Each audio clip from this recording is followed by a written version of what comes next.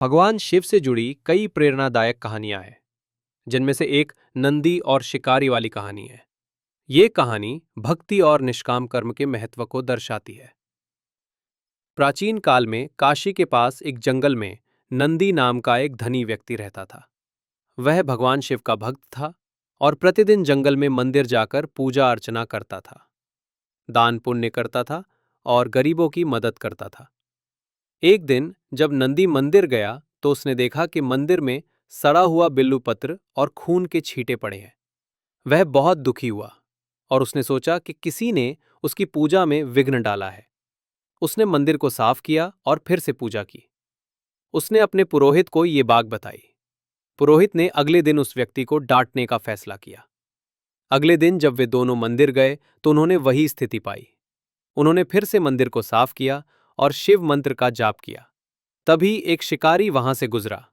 उसने मंदिर के पास छायादार पेड़ और सरोवर देखा और भगवान की मूर्ति को देखकर मोहित हो गया। उसने सोचा कि उसे भी भगवान की पूजा करनी चाहिए।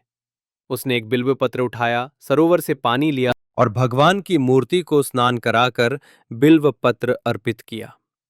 फिर उसने अपने दांतों से एक उंगली काटी और उस खून से भगवान की मूर्ति पर तिलक लगाया। यह देखकर नंदी और पुरोहित हैरान रह गए।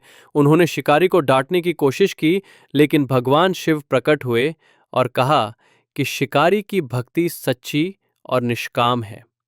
भगवान ने कहा कि शिकारी ने अपनी भक्ति सच्चे मन से की है, इसलिए उसका बलिदान अधिक महत्वपूर्ण है। इस कहानी से हमें ये सीख मिलती है कि सच्ची भक्ति और निस्वार्थ कर्म का फल हमेशा मिलता है। भक्ति कहानी में नंदी और शिकारी दोनों भगवान शिव के भक्त हैं, लेकिन शिकारी की भक्ति अधिक सच्ची और निस्वार्थ है।